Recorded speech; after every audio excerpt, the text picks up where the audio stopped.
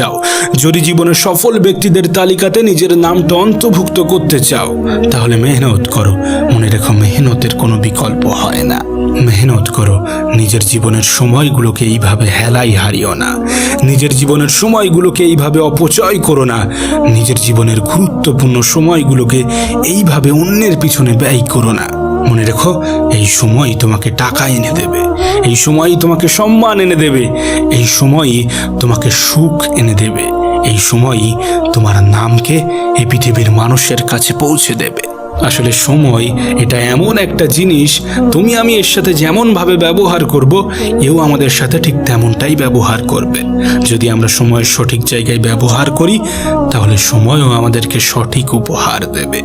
আর যদি সময়ের অপব্যবহার করি, যদি সময়ের গুরুত্ব না দিই, সময়টাকে এইভাবে অপচয় করি, তাহলে সময় একদিন আমাদেরকে বুঝিয়ে দেবে যে সে কতটা গুরুত্বপূর্ণ ছিল।